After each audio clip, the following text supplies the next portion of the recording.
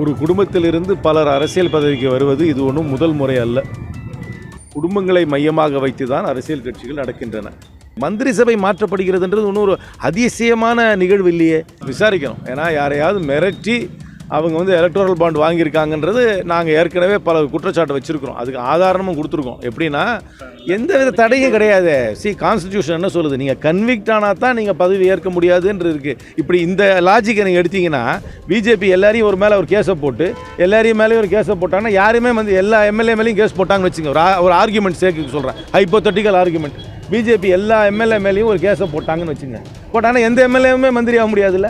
உங்கள் மேலே கேஸ் இருக்குது, உங்கள் மேலே கேஸ், இந்த கேஸெல்லாம் அவனுக்கு 20 வருஷத்துக்கு முடியாது. ஒரு முதலமைச்சருக்கு யாருக்கு வேண்டுமானாலும் பதவி உயர்வு தரலாம், யாரை வேண்டுமானாலும் அவருடைய மந்திரி சபையில் சேர்த்துக்கொள்ளலாம், யாரை வேண்டுமானாலும் அவருடைய மந்திரி சபையிலிருந்து நீக்கலாம். அந்த முழு அதிகாரம் இந்திய அரசியல் சாசனப்படி முதலமைச்சருக்கு உண்டு. அந்த அதிகாரத்துக்குள் தான் தமிழக முதலமைச்சரும் செயல்பட்டு கொண்டிருக்கிறார். இன்னொரு கேள்வி வருது, நம்ம மன்னராட்சியிலிருந்து மக்களாட்சிக்கு வந்துட்டா மீண்டும் ஒரு குடும்ப அரசியல் தொடர்ந்து வர்றது ஒரு கேள்விக்குள்ளாகுதுல்ல. ஒரு குடும்பத்திலிருந்து பலர் அரசியல் பதவிக்கு வருவது இது ஒன்றும் முதல் முறை அல்ல. பல கட்சிகளில் பல மாநிலங்களில் இந்திய அளவில் இது நடக்கின்ற யதார்த்தமான நிகழ்வு தான். இந்தியா சமுதாய அமைப்பில் குடும்பங்களை மையமாக வைத்து தான் அரசியல் கட்சிகள் நடக்கின்றன. காங்கிரஸ் கட்சியாக இருந்தாலும் சரி, மாநில கட்சிகள் பலவாக இருந்தாலும் சரி. அதனால் இது ஒன்றும் புதிது அல்ல. கட்சியில் இருப்பவர்கள் ஒருவரை தலைவராக ஏற்றுக்கொண்டார்கள் என்றால் அதை பற்றி கட்சிக்கு வெளியே இருப்பவர்கள் யாரும் விமர்சனம் செய்வது என்னை பொறுத்த வரைக்கும் உகந்ததாக இருக்காது.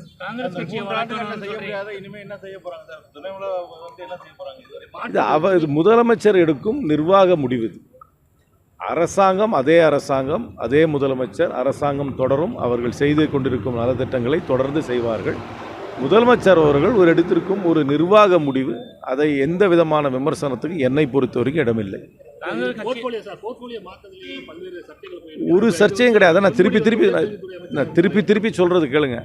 ஒரு முதலமைச்சருக்கோ பிரதம மந்திரிக்கோ முழு அதிகாரம் உண்டு. யாருக்கு வேண்டுமானாலும் பதவி உயர்வு கொடுக்கலாம், யாருக்கு வேண்டுமானாலும் அமைச்சரவையிலே சேர்த்து கொள்ளலாம், யாரை வேண்டுமானாலும் பதவியிலிருந்து நீக்கலாம். எந்த துறையை யாரிடம் கொடுக்க வேண்டும், எந்த வகையிலே நிர்வாகம் நடக்க வேண்டும் என்று முடிவெடுக்கக்கூடிய ஒரே நபர் பிரதமரோ முதலமைச்சரோ தான். அந்த வகையில் தான் தமிழ்நாட்டிலும் மந்திரி சபை மாற்றப்படுகிறது. மந்திரி சபை மாற்றப்படுகிறதுன்றது ஒன்றும் ஒரு அதிசயமான நிகழ்வு இல்லையே. இந்திய அரசியலில் முதல் முறையாக நடக்குதா மந்திரி சபை மாற்றம்?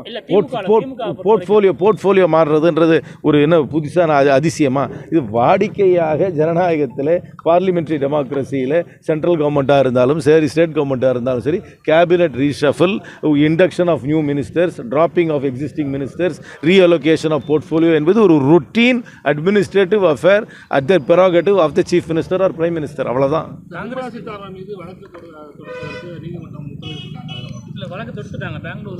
விசாரிக்கணும். ஏன்னா யாரையாவது மிரட்டி அவங்க எலக்டோரல் பாண்ட் வாங்கியிருக்காங்கன்றது நாங்கள் ஏற்கனவே பல குற்றச்சாட்டு வச்சுருக்கிறோம். அதுக்கு ஆதாரமும் கொடுத்துருக்கோம். எப்படின்னா முதல்ல ஒரு இடி ஒருத்தர் மேலே ரெய்டு பண்ணுவாங்க. அவங்க ரெய்டு பண்ண உடனே அவங்க மேலே ஒரு கேஸ் போடுவாங்க. கேஸ் போட்ட உடனே கொஞ்ச நாள் கழித்து அவங்க எலக்டோரல் பாண்டு மூலமாக பிஜேபிக்கு நன்கொடை கொடுப்பாங்க. நன்கொடை கொடுத்தோன்னா அந்த கேஸ் க்ளோஸ் ஆகிடும்.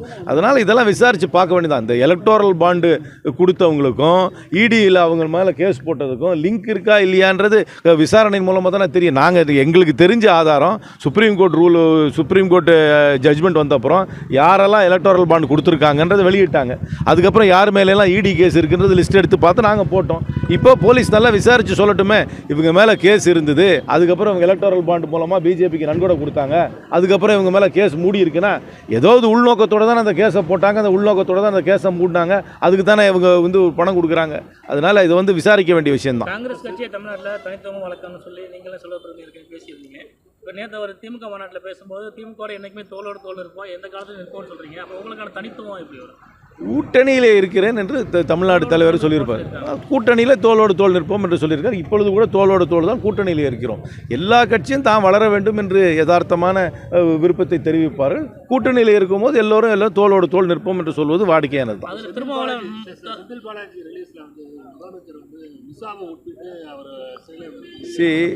திரு செந்தில் பாலாஜியோட கேஸ் மெரிட்டுக்கெலாம் நான் போக தயாராக இல்லை. ஆனால் அவரை கைது செய்து 400 நாள் சிறையில் அடித்தது தவறு.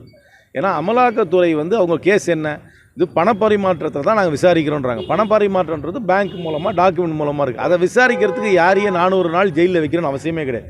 அவங்களுக்கு ஆதாரம் இருந்தால் கேஸை போடட்டும், கேஸை போட்டு ட்ரையலை நடத்தட்டும். ட்ரையல் நடத்தி அவர் குற்றவாளியா இல்லையான்னு நீதிமன்றம் தீர்மானம் பண்ண வேண்டுமே தவிர, இந்த ட்ரையல் நடப்பதற்கு முன்பாகவே இந்த கேஸை நான் ஆரம்பிக்க கூட இல்லை, விசாரணையே ஆரம்பிக்கல. விசாரணைக்கு முன்பாகவே ஒருவரை கைது செய்வது என்பதை என்னால் ஏற்றுக்கொள்ள முடியவில்லை. அது வறுமையாக கண்டிக்கிறேன். இதற்கு முன்பாகவே நீதிமன்றம் இதில் தலையிட்டு அவருக்கு விடுதலை, அவருக்கு மட்டுமல்ல, இந்த மாதிரி மனீஷ் சிசோடியா, அரவிந்த் கெஜ்ரிவால், இன்னும் பல பேர் இருக்காங்க, அவங்களுக்கெல்லாம் விடுதலை கொடுத்துருக்கணும். அதனால் ட்ரையலுக்கு முன்னாடியே, விசாரணைக்கு முன்னாடியே, வழக்கு விசாரணைக்கு முன்னாடியே கைது என்பதை தவிர்க்க வேண்டும். இனிமேல் படிப்படியாக உச்சநீதிமன்றம் மற்ற நீதிமன்றங்கள் இதற்கு தடை போடுவார்கள் என்று நம்புகிறேன். அரவிந்த் கெஜ்ரிவால் பதவியை ராஜினாமா பண்ணார். இப்போ இவருக்கு வந்து அமைச்சர் பதவி கொடுக்குறாங்க. எந்தவித தடையும் கிடையாது. கான்ஸ்டிடியூஷன் என்ன சொல்லுது, நீங்கள் கன்விக்ட் ஆனால் தான் நீங்கள் பதவி ஏற்க முடியாதுன்னு இருக்குது. இப்படி இந்த லாஜிக்கை நீங்கள் எடுத்தீங்கன்னா, பிஜேபி எல்லாரையும் ஒரு மேலே ஒரு கேஸை போட்டு, எல்லாரையும் மேலே ஒரு கேஸை போட்டாங்கன்னா, யாருமே வந்து எல்லா எம்எல்ஏ மேலேயும் கேஸ் போட்டாங்கன்னு வச்சுங்க. ஒரு ஆர்குமெண்ட் சேர்க்க சொல்கிறேன், ஹைப்போதெட்டிக்கல் ஆர்குமெண்ட். பிஜேபி எல்லா எம்எல்ஏ மேலேயும் ஒரு கேஸை போட்டாங்கன்னு வச்சுங்க. போட்டாங்கன்னா எந்த எம்எல்ஏவுமே மந்திரி ஆக முடியாதுல்ல. உங்கள் மேலே கேஸ் இருக்குது, உங்கள் மேலே கேஸ், இந்த கேஸெல்லாம் அவனுக்கு 20 வருஷத்துக்கு முடியாது. இப்போ யாருமே மந்திரி ஆக முடியாது. அதனால தான் சட்டத்தில் என்ன கொடுத்துருக்கான், நீ குற்றவாளின்னு நிரூபிக்கப்பட்ட பின்னர் தான் நீ மந்திரி ஆகக்கூடாது அப்படின்னு டிஸ்குவாலிஃபிகேஷன் இருக்கு ஒழிய, உன் மேலே கேஸ் இருக்கிறதுனாலே நீ வந்து நிற்க முடியாது. நீங்கள் வந்து தேர்தலில் நிற்கலான்ற தகுதி இருந்தால், தேர்தலில் நிற்கும் தகுதி இருப்பவர்கள் அனைவருக்குமே மந்திரியாக தகுதி உண்டு. அது கிளியராக தெரிஞ்சுக்கணும். Okay, right. இது போன்ற மேலும் பல செய்திகளை அறிந்து கொள்ள சேனல் 5 நியூஸ் சேனலை சப்ஸ்கிரைப் பண்ணுங்க.